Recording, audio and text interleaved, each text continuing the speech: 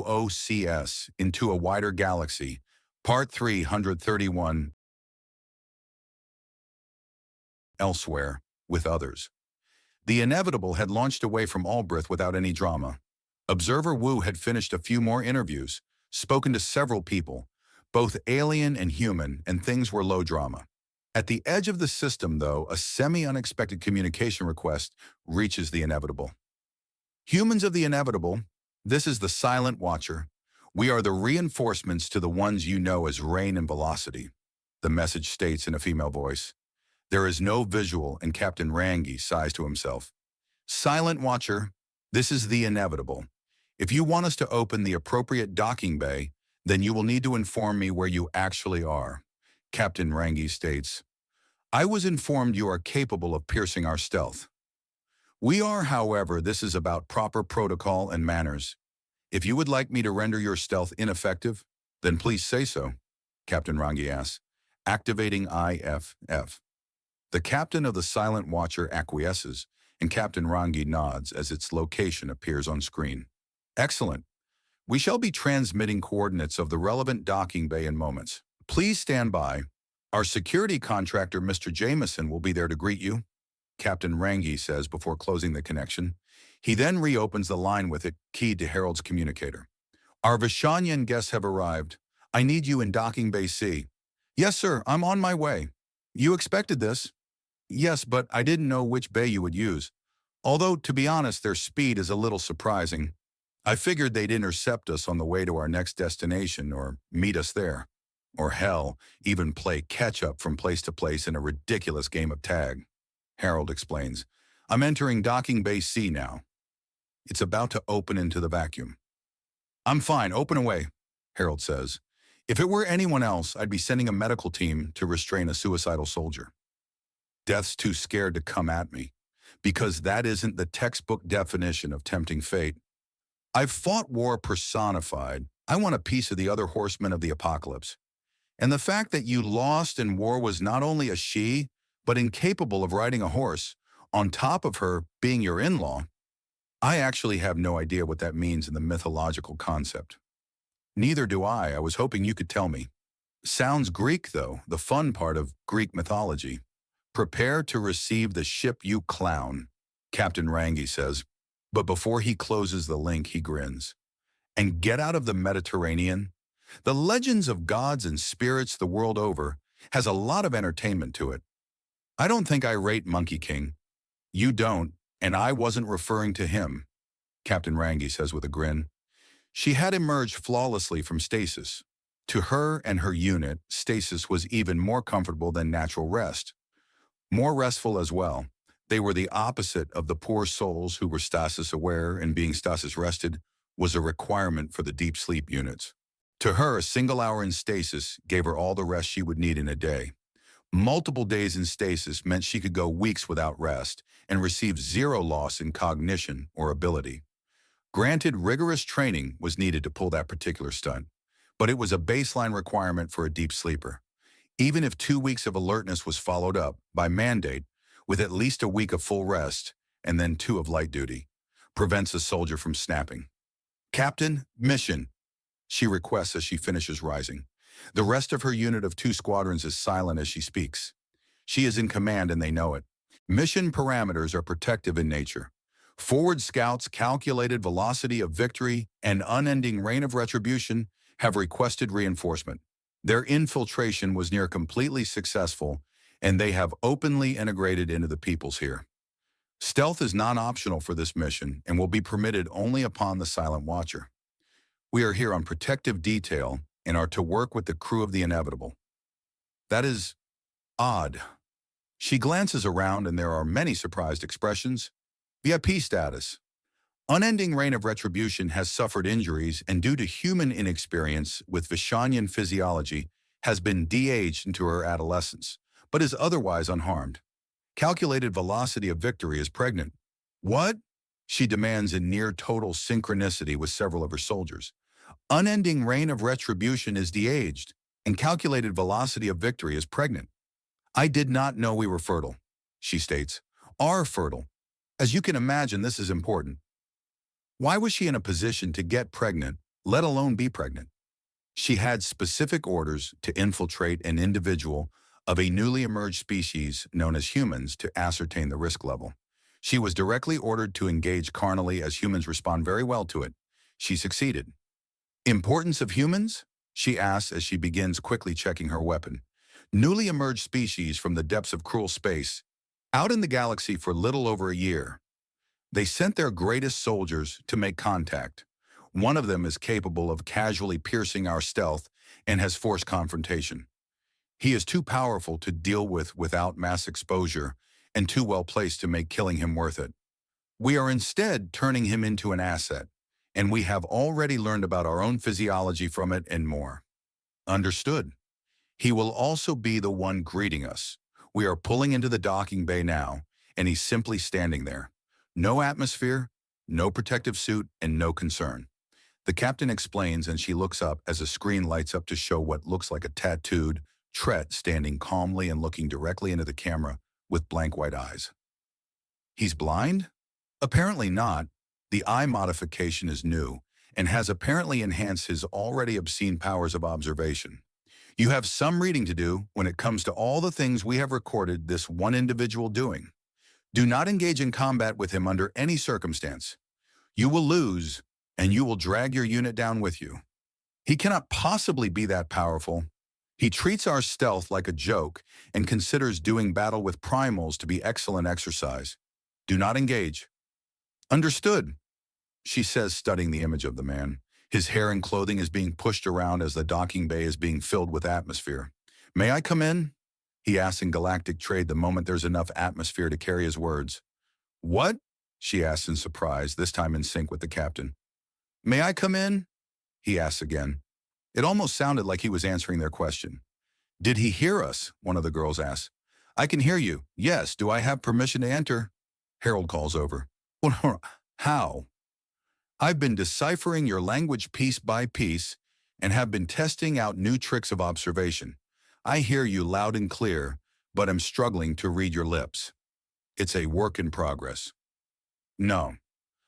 You do not have permission to enter. The ship is for Vishanian use only. Fine, he remarks with a shrug. I'll see you all when you disembark then. She frowns and signs for her team to form up with her as they march through the small and agile vessel. The meet the crew who nod to them, captain pilot communications officer, the engineer sensor technician, and the doctor weapons specialist backup engineer. The offloading ramp descends, and already the man is there. Standing so close it must have brushed his nose on the way down, and he looks up at all of them. But despite being shorter than them, all seems to tower in his sheer confidence, as they can feel his gaze shift around and land on each and every one of them. So all Vishanian have pastel scales and a soft white counter to it? Interesting, he notes calmly as they start to march down the ramp. Welcome on board the Inevitable. Self-evolving battleship, one of 2 cruel space-compatible warships in the galaxy, an embassy to every nation on a divided homeworld, and an embassy for a new protectorate of the Apic Empire. I am the commander of this unit. My squad leaders are directly behind me, she says, marching down to the base of the ramp and glaring down at him. He tilts his head back and looks her right in the eyes, seeing not only past her stealth, but somewhere deeper as well, right in the places that she would rather not speak about. Tell me, do all Vishanian have the phrase base names, or is it just the 2 that are here? Young Rain and Dear Velocity? You know their names? They told me part, but I listen in on much and overheard the full thing a while ago. He says, I am Operative Harold Armory Jameson of the Undaunted, a contractor for the security against Axiom, using threats against the Inevitable. I ask formally, do you come in peace? We do, she states, and he nods before stepping back into the side. Welcome aboard the Inevitable. Captain, they have stated peaceful intent. Very good, Mr. Jameson. Show them around, a voice says from the speakers above. Very well then. If you will all follow me, I will show you to where the Apic Empire Embassy is, the numerous dining halls, engines, the airlocks connecting to our support craft, the RAD and the RAM, and of course, the bridge and such. There are several areas that guests such as yourself are not allowed. I will be indicating those. but obviously not showing you inside. Is there a particular reason these areas are restricted? They're dangerous or sensitive, and for security reasons, I'm sure you can imagine why we don't want properly and fully vetted people in those places. He says, true, so where to first? Well, first we will be getting Rain and Velocity so that they can confirm things for you all. Is there a name or title I should give them? Commander, I do not know them personally. All right then, Harold says before pulling out his communicator and holding down a speed dial option. Hey, Velocity, we have a pastel purple commander of your people here. If Rain's with you, then do you mind heading down? Oh, yes, I was just, starting to feel a shift in appetite, are we? Maybe. I think it's still psychosomatic at this point, Velocity admits. We'll be down shortly, Rain calls into the line. Docking Bay C, he says into the line before hanging up. Shift in appetite? The commander asks. Velocity is pregnant. She's eating for two, but it's too early for it to be much more than her mind tricking itself. But eventually, if it's like a human birth, she will have her appetite shift rapidly one way and another, Harold explains as he tucks away the communicator and stands at ease. And you are the one who got her pregnant? The commander asks and he nods. Is there a problem with that? He asks and she says nothing. Merely trying to get a read on the man. The axiom around him is shifting and churning as if it's being simply created in his presence and pouring off his face, the details of which are seemingly fading in and out. It almost distracts from the sword he has strapped casually to his side that has a small storm of howling axiom, effects that are blurred by the sheath which is reinforced so many times that it could potentially contain an orbital bombardment within itself, leading to the question of just what the hell kind of enhancement it's holding back.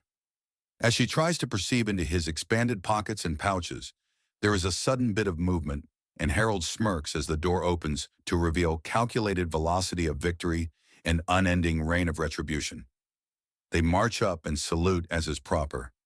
Rain has lost a great deal of height and physical conditioning, but looks like she's already regaining it. Unending rain of retribution, Captain Calculated Velocity of Victory. It's good to see you both in relatively good health. I expect a full update into everything that has occurred since you joined the ship. In summary, we have had our stealth fully penetrated, a great deal of implied threats and offers of alliance and protection, encounters with one of the primals of love and its approval.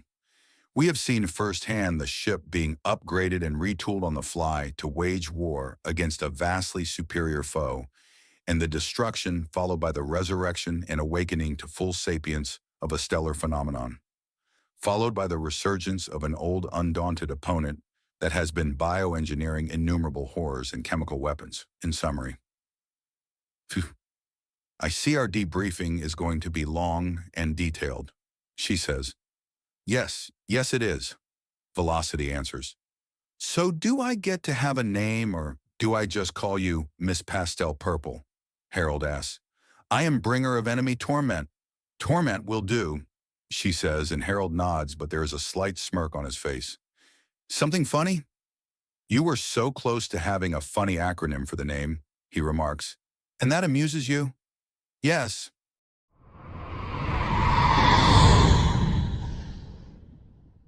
OOCS Into a Wider Galaxy, Part 332.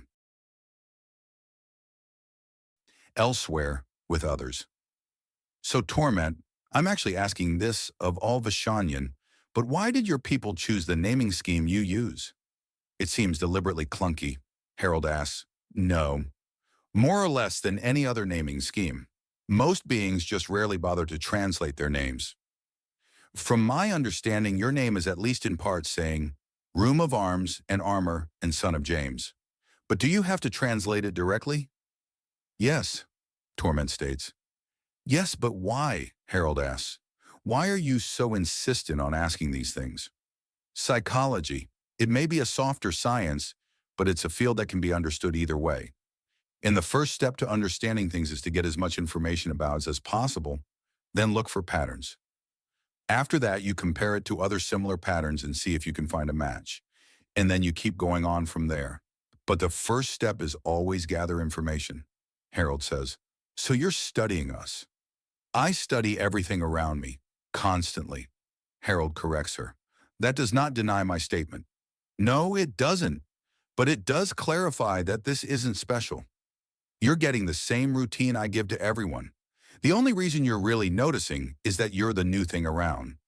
Also, your ship is under-armored. You could easily fit a few more inches of plating on all the major bulkheads and angle them a little more to better deflect physical attacks and dissipate the heat from lasers and plasma. That would slow the ship. Not any appreciable amount. Dodging is good. Never even being attacked is better. But sometimes the galaxy reminds you who's really in charge, and it's not any of us. A little more armor rarely hurts. And what do you expect us to need it for? The same thing that left a dent in the portside lower armor plating on your ship. It went in a decimeter deep and was a full half-meter across. I assume you hit a chunk of granite that was angled in such a way as to deflect any standard sensors. Bad luck, but it does happen. A decimeter? The captain of the Silent Watcher asked in a tone of horror.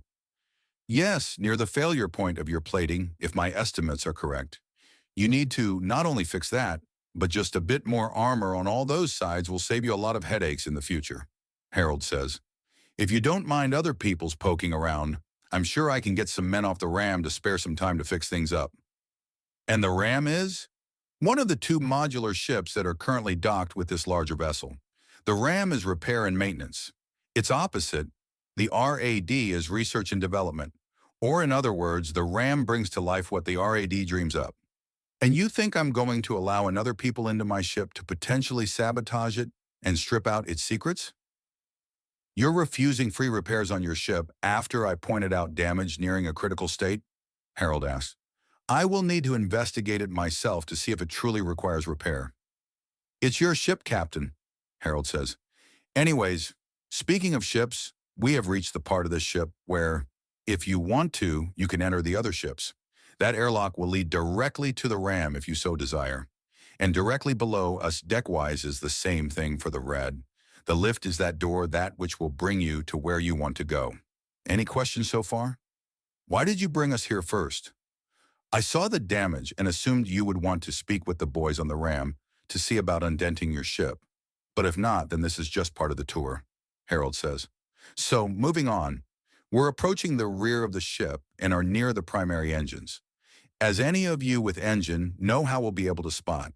We have more redundancies and numerous parts of the engine are designed to disengage from the central core. This is the cruel space modification. Too much axiom in areas with too much null gets disruptive in a very violent manner. How so? Boom. Normally, a null dispersion only shuts things down, but if there's enough power and enough null, then it gets a lot more exciting, Harold explains before grinning. Double-sided mushroom cloud exciting. Sacrificial dummy ship reduced to molecules on the low end, exciting. Vision permanently damaged due to sheer amount of light if you look at it, exciting. Someone whistles. Finally, I was starting to wonder if you girls had trained your personalities out. Come on, Harold says cheerfully. Is he always like this? Torment asks. If he's not like this, then he's being terrifyingly efficient. He considers fighting Axiom adepts to be entertainment and training. I've seen him push himself until his own body rebels, and then keep fighting. He considered it a sign he needs to improve his conditioning. It was. I'm working on it, Harold calls back and proves he's still very much in hearing range. The engines of the inevitable are exactly as described and far, far more.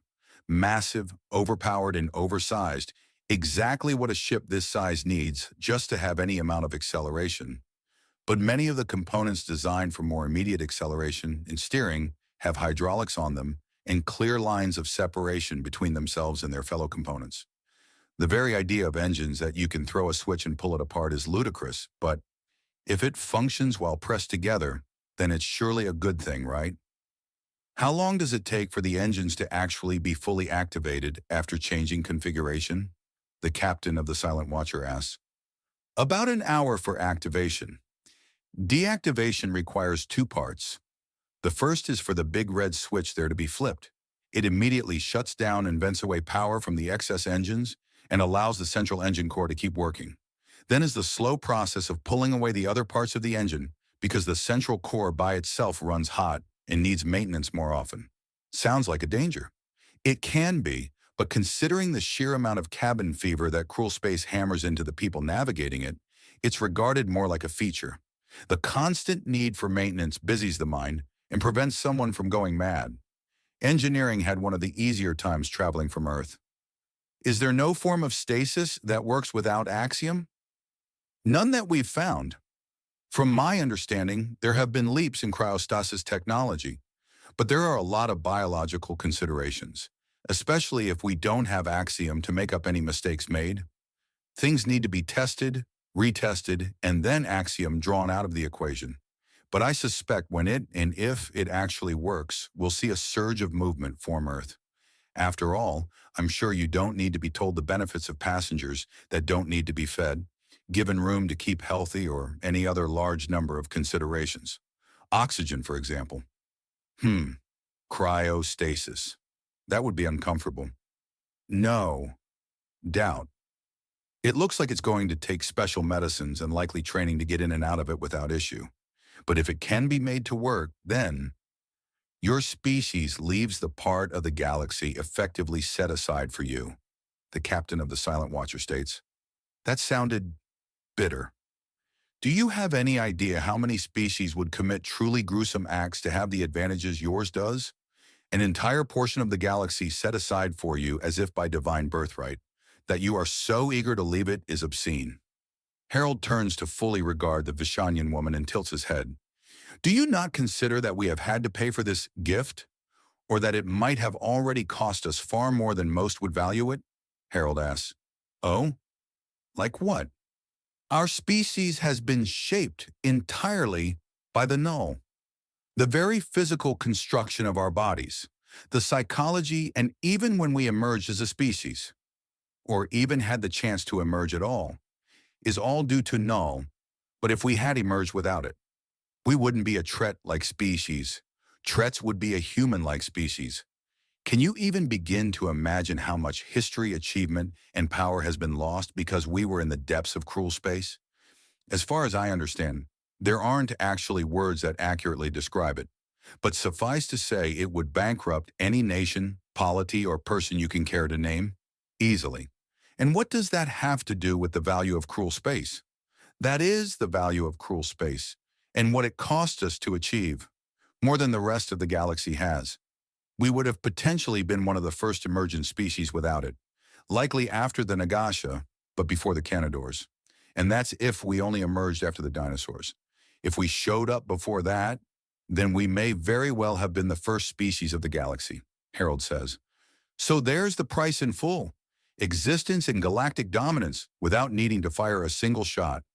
Tell me, can anything pay that price? So yes, it's an excellent defense and partitioned off a heft chunk of the galaxy just for us. But it's not perfect, and the cost to it all was kinda up there, Harold says, using his hand rising up as a visualization for the price before switching to pointing straight up to emphasize things. So yes, cruel space is valuable, but we've paid so much for it that we're defined by it. And that's only if you consider the fact idea that we might be alone in it. There could be homeworlds yet unfound. And what would your people do then? Legally, we'd let them keep what is theirs. But just because something is the legal mandate doesn't mean it's followed. It could go any which way, and the door to the engine room opens and Terry is standing there blinking. Whoa, there are more of them, he says in slight awe. Wayne? What are you doing here? Harold asks. Am I not allowed? He asks. You are. I just figured you'd be with your family. Well, that's the thing. I got told that your next destination is a recruitment area you guys use called Skathak, right?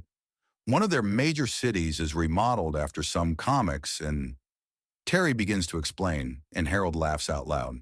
It's going to take us a bit to get there, but if you want to use the inevitable as a way to warp to Skathak, I'll see what I can do. Hell, get some fast talking through, and we might shift the embassy to Skathak entirely, or perhaps set up another one there. Then you could go there whenever. Great, because I really want to see that place. I am missing context for this conversation, Torment notes. Basically there's a great oneness thing going on. Have you heard of it? Terry asks. No, Well, his people have some characters in shows and movies and such that kind of map onto my family. And my grandfather's species really likes those stories. So they rebuilt one of their major colony cities in the image of the setting. It's where we're heading to next. On the world of Skathak, it's even more of a tourist destination than before now. And it's all based on some wild stories they basically made of my family. There's even a branch of it for me. We keep running into these and keep having these things run into us, Harold admits. I have to say, I never wanted to see a retooled World War I documentary as played by porn stars and edited by the truly desperate and lonely. I have questions, and you already have every answer I'm willing to give. I will not be party to any more, Harold says in a clearly amused tone. But questions, Terry says. The only answer you're getting is that it was actually some of the tamer stuff. Seeing their take on the Habsburg family made me want to scrub with acid. The what? Torment asks, off balance at the strange direction everything had gone in. Habsburg is the name of a family that is now considered the example for why incest is bad, Harold says. I have questions, Terry calls over. No, for the sake of your own innocence, boy, do not. Harold calls over, and Terry vanishes in a puff of purple smoke. You know he's basically guaranteed to be looking into it now, Velocity states. That's right, and he's going to be so distracted by everything that by the time he gets his head on straight, we'll be at Skathak. So is this part of some grand plan, or are you just poking fun at the Waynes? Velocity asks. Or both? Rain asks. Yes, Harold says, pointing to Rain, who rolls her eyes. Of course, she says.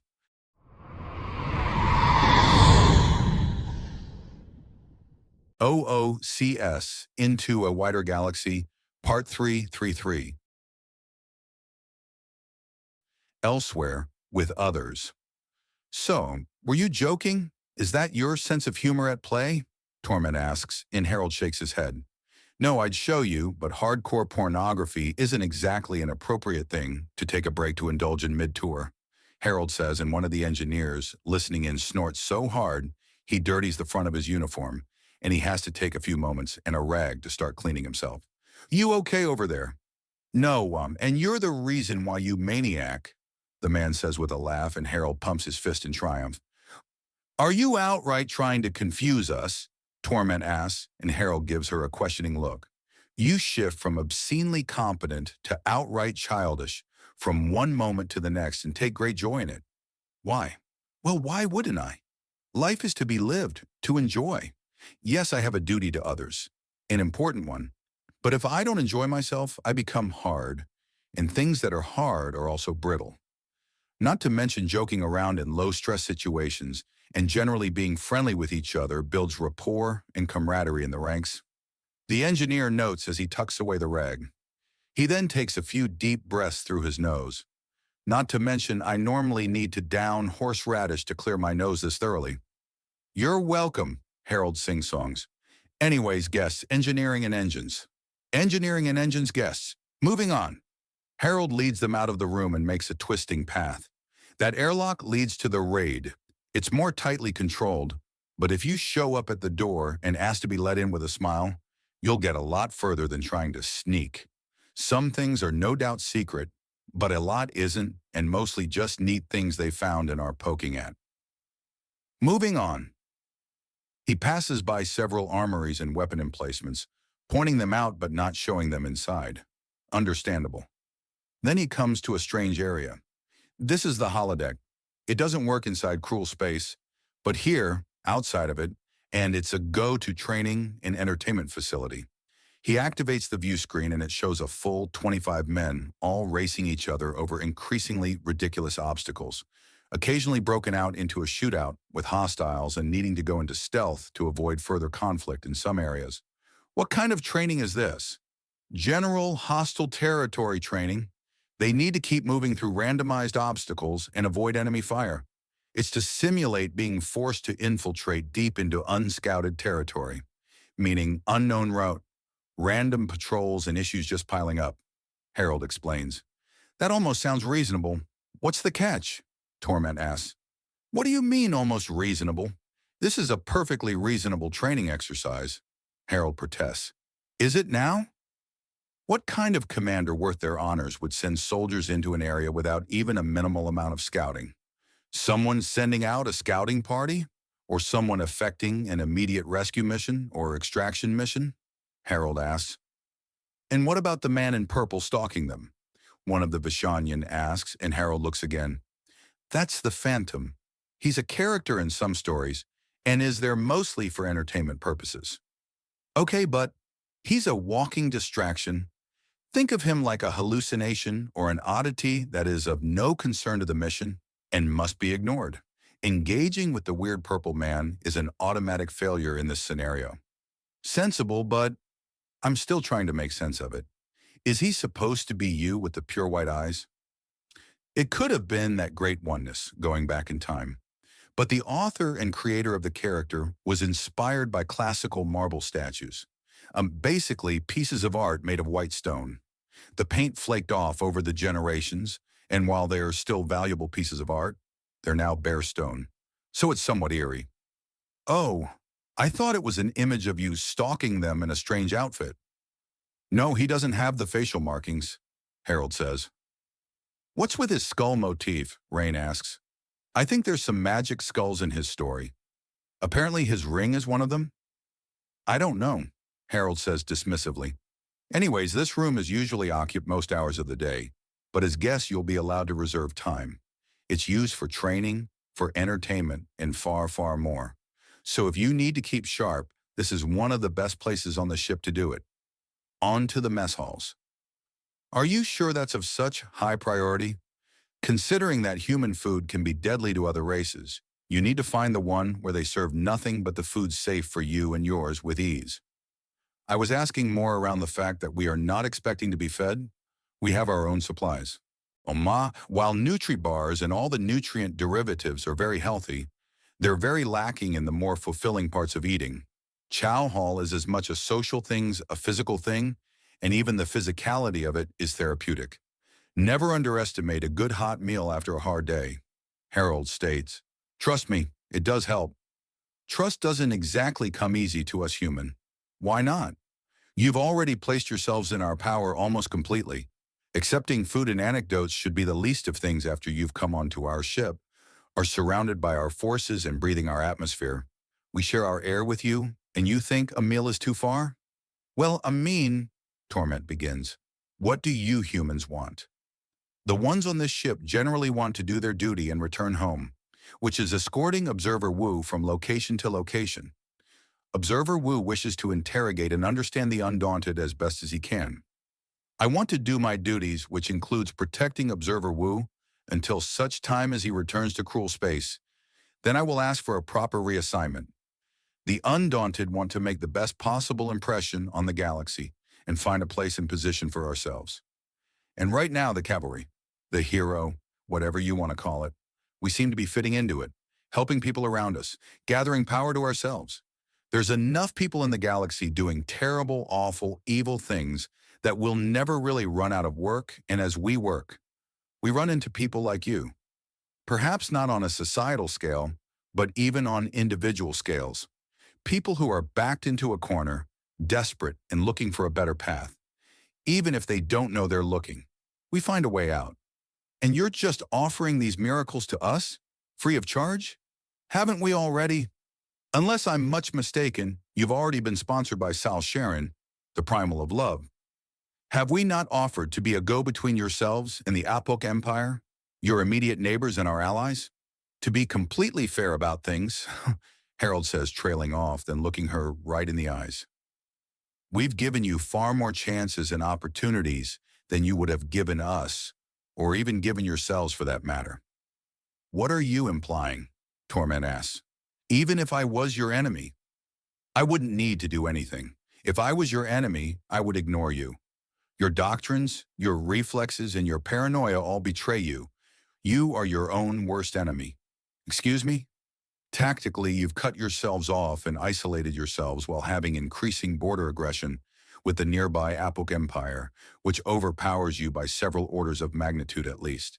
The only reason you haven't already been swept up is your stealth. and it has been as much a hindrance as a help as it has made you reliant upon it and reluctant to move out. Torment says nothing as she maintains his gaze. And our ships? The captain of the Silent Watcher asks. I've only seen two, both geared to stealth and transport.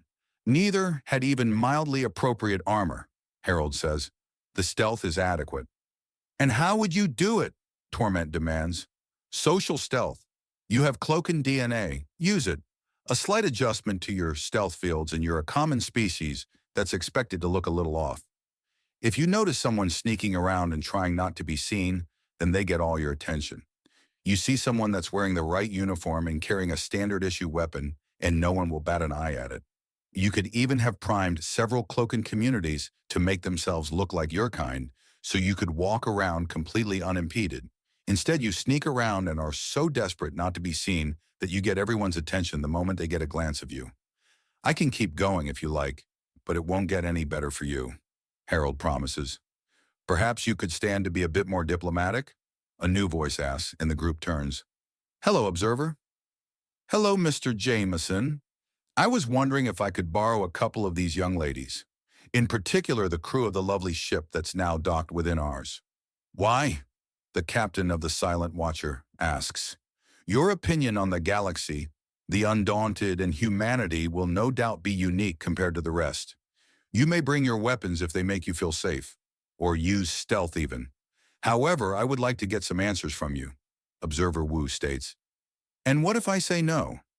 Then we will not. However, it will be of great help, Observer Wu states. I don't even need to be a proper interview. I am entirely willing to record the questions I wish to ask and receive a recording in return. Why is this so important to you? Torment asks. Madam, your species is not the only one undergoing a great time of change and uncertainty. My own is dealing with it by sending out myself to ask questions. So I am asking questions. You are trying to help the Vishanian, much like I am trying to help humanity. So what do you think? Captain Rengi asks as Harold enters his office after the tour. Well, all the progress I made with velocity and rain did not transfer over to others of their species, so that's frustrating, but not unexpected. I just hope we eventually hit a point where the Vishanian start to actually get it that the galaxy isn't out to get them before we have to rub it in literally everyone's faces, Harold replies as he crosses to stand at ease in front of the desk. And for their weapons, these ones clearly favor more powerful tools than velocity and rain. Larger ones at any rate, broken down to and hidden throughout their uniforms. Rifle configuration for the most part. Plasma loadout, I think. I can't tell you effective range or power without seeing them in action to some degree or getting my hands on a few pieces. Why are you so agitated? Several of the Vishanian are looking for an excuse. Something is going to happen. Such as? Nothing, I will be staying on them. But it's irritating. Just to be clear, you're taking offense that your personal charms haven't seduced an entire paranoid species into letting go of their prejudices and caution? Captain Rengi says, and Harold takes a deep breath. I don't like having to do the same thing with the same problem over and over again. The problem is that all Vishanian have the same problem, which means repetition. And that's a problem because the same reason a lot of special forces operatives are taken off their teams if they stop being afraid. I was being cautious, delicate, nudging both velocity and rain bit by bit and keeping things monitored. I was careful and concerned. Right now, though, I'm more annoyed, and that's a bad thing. I'm more likely to make mistakes, and this is a delicate thing we're doing. You're concerned now, soldier. Hold on to it. You know that an entire species hangs in the balance. Use that concern. Use that edge. Use that fear to keep you strong and stable. Captain Rengi says, Yes, sir. Anything else? I would like to know about our destination. Tourist world, sir. For hunters. Due to legislative nonsense, a species that was wiped out has not been restored, and it is in a form of limbo as a potential homeworld. The cities on the world are major Sonier colonies, and the species that was wiped out was killed by a surge of the local hunting target. The Skathak lava serpent. Imagine a snake so massive that the width of its body is equal to a two-lane road at the thinner points and composite of molten steel. Extremely dangerous, highly aggressive, and capable of explosive breeding on a very literal apocalyptic scale. The planet is volcanic and all cities have heavy shielding. On the upside, the ash the volcanoes produce is actually an export in the form of very rich fertilizer. And the city in question is under the process of being renamed Gotham. Essentially, its Sunir rulers took one look at the Batman comics and such and decided that it spoke to them at a spiritual level. Undaunted interests on the planet are to help maintain and referee the public games and challenges and use them as recruitment tools. It's considered a fairly easy but altogether absurd posting where costumes, games, and acting as characters are large parts of things. I see. Anything else? The cities are built to sonar sensibilities, which mean many doors and platforms on upper levels to advantage flying peoples. There are also numerous blimps due to the Gotham aesthetic, and when the volcanoes surge, which they do regularly, they all have to land or risk being blasted around by the extreme environment of the nearby volcanic trenches. So literal hell as a tourist destination for comic book geeks and demon hunters? Pretty much. I see, Captain Rangi says in a slightly stunned tone. How does this galaxy keep surprising me? It's a big galaxy, sir. I'd be shocked if it truly ran out of ways.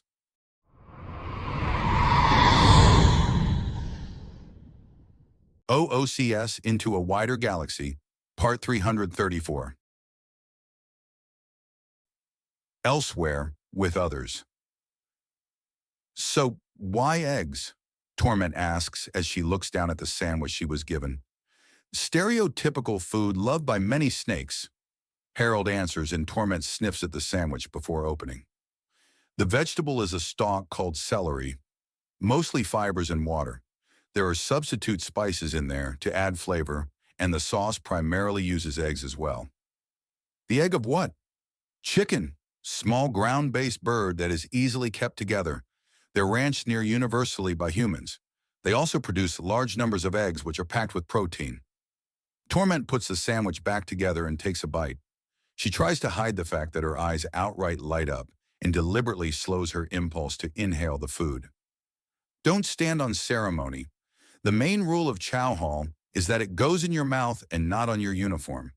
Beyond that, we struggle to care. She gives Harold a look, but the Vishanian are clearing their plates as they see Velocity doing much the same. So, Torment is cut off as Rain comes back with a massively loaded plate and less eats and more inhales. Stomach finally expanded to a proper size? Harold asks her, and she nods before swallowing a massive mouthful, and he watches the bulge of food travel down her neck and vanish into her body. I'd tell you to chew, but you don't really have to. Rain smirks at him before swallowing an entire hard-boiled egg. Do you have any idea how hard it is to not make a filthy joke about that in front of your humorless comrades and directed towards your currently underage ass? Harold demands, and her smile widens. I do. And I consider a fair return after how much sass pours off you on the regular. I was trying to get you to swing back now that you can swing without you swinging back? Yes, I know, it's perfect. The easiest opponent is one that has to stand there and take it. Rain says, swallowing another hard-boiled egg. But don't worry, a girl needs her protein, preferable in a pale, delicious variety. Evil girl, Harold notes, and Rain cackles. The captain and her two crew members share a look before playing the video. A single file. First round of questions is its title, and playing it brings up the image of Observer Wu. Good afternoon. Or perhaps good evening, madam. As you know, I'm Observer Wu, and inquiring a great many things on behalf of my people. I understand that you yourselves are also patriots in seeing the betterment of your own people, the Vishanian. If you are watching this, then you amenable to answering some questions. I will not be expecting military secrets or private details, but answering these questions will likely help your own species as much as it will help mine. Likely help yours even more. So I believe you have much to gain and little to use. If at any point you wish to discontinue this exercise, then there will be no judgment on my part, and you can simply inform any member of the ship that you are disinclined to continue. The full extent of my pressing will be the occasional request with no amount of pushback or refusal of supplies, services or aid if you decline. And this is entirely voluntary, and I want that understood without anything in the way of misunderstanding. His initial speech given, he takes a sip of a tall glass of water. Now, the remainder of this video will consist of numerous questions. If you require further clarity, I am happy to record clarifications and further questions. Furthermore, I am entirely willing to answer questions and send the answers to you in similar format. Again, the same restrictions apply. No military secrets or personal details. Personal details may be volunteered by the other side, but I will not ask for any, and I will accept or deny such requests at my whim. Now, the questions I require answering to initially are simple and straightforward. How would you describe the galaxy, humanity, and the undaunted respectively? Observer Wu raises an eyebrow as he receives a message from the silent watcher. It's a video file and likely the answers to his questions. At first it plays his own bundle of questions, but pauses at the word galaxy. The galaxy is large and full of the indolent, unappreciative, and innumerable forces that would grossly hurt our people and destroy what we hold dear. They appreciate nothing of what they have, and have all the discipline of a child that has had their every whim indulged. Humanity, Observer Wu's voice states as part of the recording. I am currently uncertain as to what to think about your species. I had assumed you were a variant of Ch.Ch.331 with an unfair advantage of a nearly perfect defense around your homeworld. But as it was explained by Harold, it slowed your development. Without it, there is not only the chance you might have never existed, but if you had emerged regardless, then you would have been a much more prevalent species. A whole species defined by restrictions so heavy that despite their early emerging, they were still only recently unleashed on the galaxy. The undaunted, Observer Wu's voice states on the recording. Not sure what to say, it's a military polity, heavy recruitment efforts, and a blatant favoritism to hiring men into their organization. It's a group that seems to have the issue of running out of supplies due to an overabundance of supplies and being unable to process it all swiftly enough. That said, I have seen the reports of the undaunted in motion, how quickly and how thoroughly they make allies, destroy enemies, and reveal increasingly absurd but effective tactics and strategies. To say nothing of the unconfirmed rumors, the dead returning to life then rising into godhood, thanks to undaunted assistance. Worlds freed, ancient traditions amended and updated. Wherever they go, change seems to be following at a breakneck pace, be it in the small or large scale. It's concerning. The galaxy is difficult to predict, as is without an absurd amount of change happening on every scale imaginable. Even us. The undaunted are already clearly working to shift and change US. We're barely in contact with them, and they are trying to change the very way our people live and think. Now, I have questions for you. Failure to answer will mean that there will be no more answers given, and I will consider whatever reciprocity between us to be broken. Observer Wu nods, knowing full well that this is the truly important part in the moment. First off, how many more stops do you intend to make? How long will you be outside of cruel space? Secondly, what is your projection to human expansion within cruel space, and how many humans do you expect to leave your protective field? Finally, how great a chance of civil war do you expect there to be when humans start spreading into cruel space proper? 3 for 3 then, fair enough, Observer states. Hey, can we talk? Eve asks, and Harold nods before she leads him out of the dining hall. Something wrong? I was just thinking about my contract. It's renegotiable, isn't it? It is, he answers the dark Aramenta. Can it be cut early without penalty? I should have done this sooner, but it can. You'll receive the pay for the work you've done, but not for work you haven't.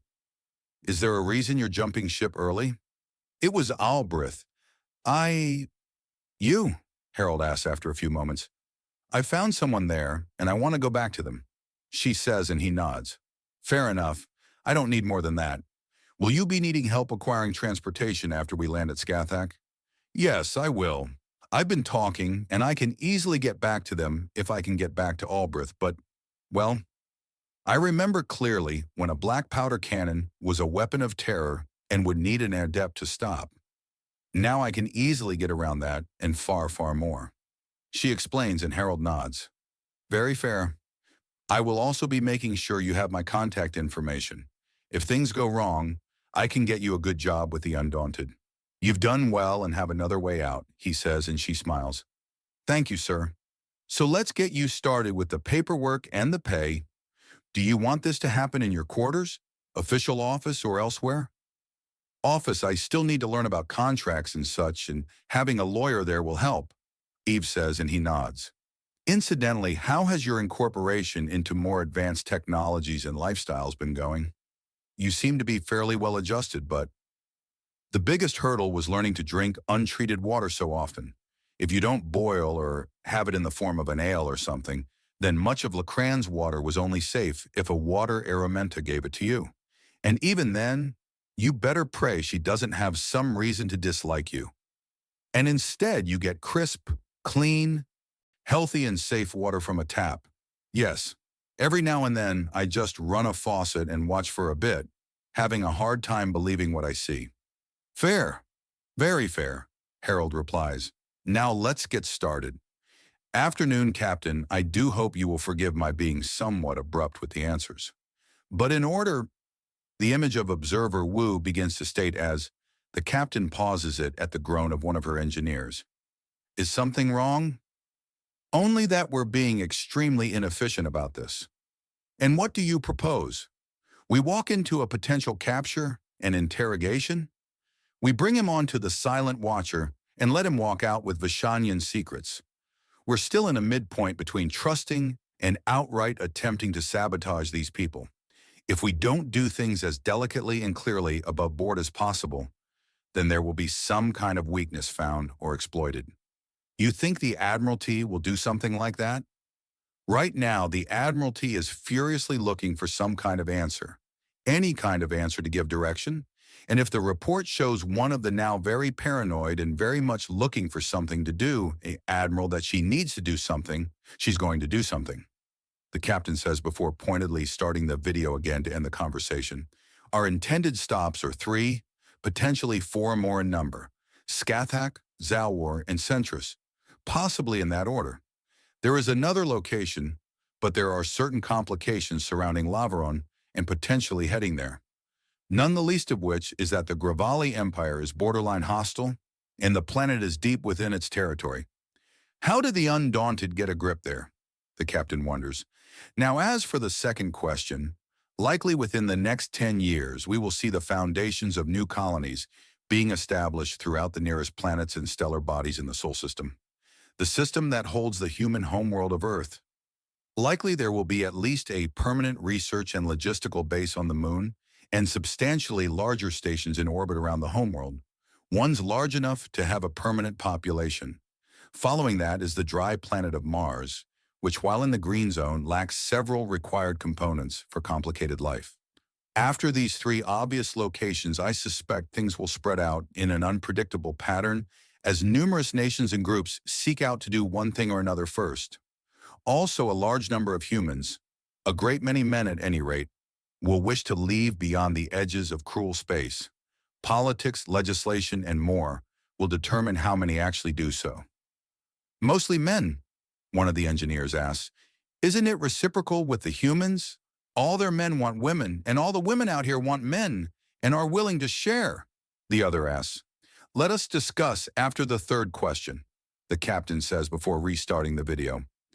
Now, I'm afraid the third question is both very simple and very difficult to answer. The simple answer is yes. There is a guarantee of some form of civil war. Hot, cold, otherwise there will be war among humans as we spread out into cruel space. But the details as to the aggressors, the reasoning, and the shape it will take are beyond me. I have nothing more than wild speculation to go off of, and most of it is the sort of thing that come from novels and other forms of military-based entertainment. Observer Wu finishes. Now, as we seem to have a rapport, I will continue with 3 questions of my own. First off, how much space do you predict your people needing for an appropriate level of expansions? Secondly, I would like to know if our intended destinations have potential Vashanian cells that we must avoid. I need no further details than a yes or no, depending on world. Finally, what do you envision as a positive endpoint for these interactions with the Undaunted?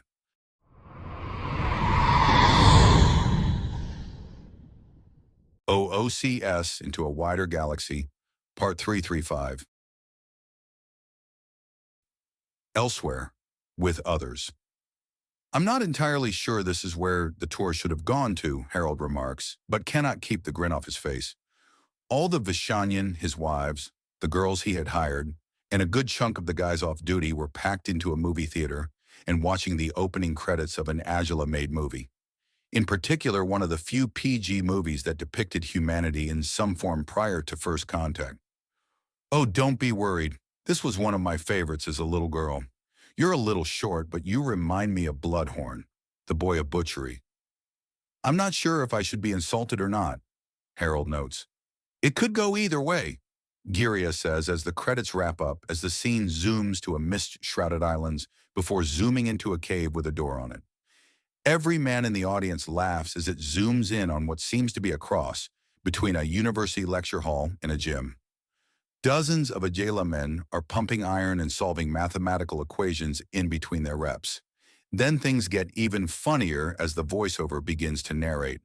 Since time immemorial, the men of Gargalic have worked in friendly competition, growing stronger, wiser, and ever more bloodthirsty, the movie exclaims, and then it switches to show a skinnier than average Agila man plant a hoof directly into the chests of two separate Agila, who are launched backwards, bay the blow and crack stone walls. Victory! Bloodhorn, but 'tis my turn now, the referee announces before ripping his shirt off and squaring up against the smaller Agila. They charge each other and it's an even fight. Doth thou even heft, brother? Bloodhorn taunts before turning the strength contest into a massive heft, and then slam as he picks up his opponent and introduces him hard into the arena floor. And it just keeps getting better. The Gargalic all talk like Jim Bros, read nothing but Shakespeare for a year, and then were being forced to take collage classes while pumping iron. This is because I check on my reports while working out, isn't it? I ask, and Agatha giggles. Yes, sir, it most certainly is, she confirms, and Harold snorts. Our people will require more than we currently hold. However, there are further systems we can easily expand into if we do not have to constantly watch our border with the Apuk. Unfortunately, their world of Sobenride is directly at the end of a laneway, meaning that it is the entrance to our own systems, allowing all too easy access for outside powers to worlds of great import to the Vishanyan, which you no doubt already know. Observer Wu nods at this. The response this time had taken some extra time, and according to the censors watching the Vishanyan ship, they had likely been corresponded with superior officers before answering this. As for your second question, the answer is none yet. You may infer whatever you choose from this answer, meaning they either have no plans currently to put spies there, or they have spies on the way, but aren't there at this exact moment. No promises for the next 5 minutes, though. Finally, there is the question of what the end goal of the Vishanyan currently are in relation to the Undaunted. That is under debate, but there are several different ideas. First, most and most traditional is to wear the Undaunted as a mask and keep ourselves hidden and secure. If they can be brought to heel, then they can be used as armor and shield. That option falls ever more by the wayside as we learn more and more just how willful the Undaunted are. Yet we cannot ignore the fact that they are so willing to serve and be served. As an intermediary, they can be used to help us found and create enclaves upon their increasing number of worlds, allowing the Vishanyan to spread out and assure that we have a future, even if the worlds we call our home are suddenly taken. This consideration is all but guaranteed at this point, but there are several groups that are still being cautious. Finally, there is the option of simple departure, using the Undaunted as a distraction as we simply leave, she says, and Observer Wu nods. Of course, more ideas may come later. However, it is time for our questions. As you no doubt have surmised by now, we are in contact with the Admiralty. So, should a method be found to create a colony of non-humans within cruel space? How will your species react? Secondly, concerning your own ship and the additional vessels you have created, will they be entering cruel space with you, or will these portions of the Ram, the Red, and the Hive ships be left behind? Finally, and this may very well be the final question, but why was it you in particular that was chosen for this position, Observer Wu? The recording ends and Observer Wu's eyebrows are up as he considers. It is no affair of theirs, but it is also no detriment to his mission. There is also the consideration that he represents humanity in many ways, in many glorious and terrible ways. He nods to himself and begins composing his answer. He knows he's speaking more or less directly to us. Admiral Fallows states contemplative, calm. The three answers from this session were simple. He suspects that the answer is yes for the first. He believes the ships will be left behind on either Centris or near the edge of cruel space. And finally, his own story. An officer of the law who had gotten himself into trouble and gotten himself out of trouble numerous times due to his near-impulsive honesty and utterly ironclad integrity.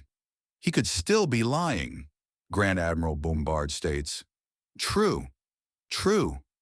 But we have been looking into his behavior, into the history on record we have of the man from the Undaunted. Both proper inquiries under false names and outright infiltration. Grand Admiral Longitude remarks in thought, respectfully, ma'am, I do not trust the information gathered by a random conglomeration of civilian hackers and small-time cyber terrorists. Bombard notes, if I may? Admiral Fallows asks. You may, Longitude states. I have been thinking of a way to test humanity, or rather, the Undaunted, and I believe I have come to a proper conclusion. Then by all means tell us, Longitude says. Essentially, we use the contacts we have with them now to both test them and expand, Fallows says calmly. Essentially, we use the fact that they are building in a grand scale on Zalwar, and that we have one of our women bound to a human with a link to one of the highest-ranked members of his species to get some control. What are you thinking? A hidden level in their arcology, which we at first use to see if anyone is foolish to disrupt us, and if we are respected, then we can use it as not only a safe house, but a drop-off and recuperation point. At every step it will be of use. First, as a final, great test of the Undaunted. If they fail, then we lose little. But if they pass, if they are trustworthy, then we are right close to our newly proven allies and are situated in a system that has access to half the galaxy. There is silence in the room. Even putting aside notions such as the fact that there are many resources invested into the arcology, we would need volunteers for such a thing, to say nothing of the fact that accidental exposure is a possible issue, which is why we can train some members of our species to feign being another species entirely. We have cloak ancestry. I think it is past time we use it.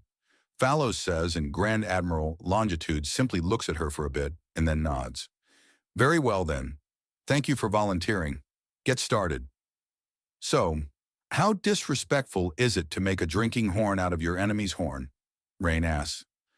Judging from the looks on their faces, I'm going to say extremely, at least, Harold replies before looking back and seeing Velocity scanning a message she just received. Bad news? Interesting news. Can we talk, in private? Velocity asks. Sure, Harold says, slipping out of his chair, and Giria follows them both out. This is not the definition of private, Velocity remarks. No, but if it's a family affair, then I'm part of it, Giria states. Military, actually, between his and mine, Velocity says, and Giria nods before slithering back to the group. Harold quickly brings Velocity to a side room that only has heat and motion sensors. All right, we're about as private as this ship can get us. What's going on? He asks. Admiral Fallows wishes to speak with you, she says, and he raises his eyebrows. Really? Am I about to get in trouble for impregnating you? He asks in a teasing tone. Not likely, Velocity says as she holds up her communicator. She then makes a gesture on the screen, and it lights up to show the image of another Vishanian, one Harold does not recognize. Admiral Fallows, I assume? Harold asks. Operative Jameson. What do I need to do to speak directly to Admiral Cistern? In a covert manner? If you allow me to bring in my brother, I can get it done with only one extra person actually knowing. Then contact him. Velocity here will be granting you a link to me directly. Pass it to your brother, she orders before signing off. Harold looks towards Velocity. So the Admiralty is making a move, I see. Clearly. I'm not familiar with this one. Is she higher or lower ranked? The Grand Admirals lead the Admirals, but the Grand Admirals all follow one of their own. Admiral Fallows is a senior admiral, An unofficial rank that means she's in open consideration for Grand Admiral status. Got it, so high up but not the tip of the pyramid. No, in some ways she's of similar rank to you, though your situation is far more unorthodox. I'd hope so. I don't think the galaxy can survive too many madmen like me, Harold remarks. Do you want to be with me as I speak with Herbert? I do. Yes, Velocity says, and Harold nods as he brings up own communicator. He holds down the button on his communicator. A message flashes. In the field. Oh, so he's likely in deep with something at the moment. I'll leave a message that I need him to contact me. Harriet the spy. She runs, her cover is blown, they're coming for her, and she has no time to. An ultraviolet laser she wasn't able to sabotage rips through her air car, and she jumps out hard while trying to dispel the disruptive axiom effect on her. It's keeping her from teleporting. The air car where the heat of the laser led back to in that brief and terrible moment is aiming a cannon at her. Then the cannon suddenly detonates as something impacts its side and hits vital parts. I've got you covered, Herbert states. Might need more? The organization is larger than assumed, she states. Already in place, but first priority is safe extraction. Get to cover and undo that disruption, girl. Herbert tells her, and she's grabbed onto by someone she can't see, and the disruption effect holding on her like a damn plague starts unveiling the Zedin woman on the air bike. She's tossed to another who grabs onto her and swerves away from the pursuing vehicles, which have portions of their structure spontaneously detonate and destroy their ability to accelerate or steer. The chase tapers off in a hurry under the crippling fire of the snipers. Mission has gone to absolute hell. I've only been able to identify a third of the likely stashes, and there's likely far more than just that. No. Help for it. We're going to have to send in some squads to sweep and then start ripping things apart. Let's get you back to safety and decompressing. You did good, Harriet, Herbert says, the childish voice at odds with the fact he's speaking about sending in commandos to raid enemy positions. Oh, I got a message. Harold needs to talk. Your clone? Most developed one. He's on the inevitable. Seems they might have found more excitement. Again. Didn't he just finish rewriting the damn family genome as is? Harriet asks. Yep, he's having a party over there, Herbert notes. All right, everyone pack this up. Harold doesn't leave this message for trivialities. Let's go. Urjash HH/Herbert's 100 harem. He lets out a sigh as he sits down and considers. It had taken several hours to finish all that mess. And while the message was not immediately urgent, it was still non-trivial, which meant it needed to be knocked out before anything else happened. He opens the link. Hey, little brother, I hope you can forgive the wait.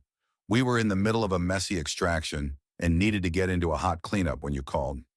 Woof, I can understand that, wait. I'll cut to the point. The Vishanyan are reaching out in a big way, and one of their highest-ranking officers wants to speak directly to Admiral Cistern. She's Admiral Fallows, and I'm sending you the contact information now. Interesting. What's the conversation about? No idea, but Velocity and Rain are now reinforced, and we're easing the new girls into the ship as we speak. So I would say that the endless softening of their hardened attitudes is starting to pay off. Harold says. Excuse me? Velocity asks, and there's a pause as Herbert smirks. Oh, don't even pretend to say that I haven't softened you up, Harold remarks.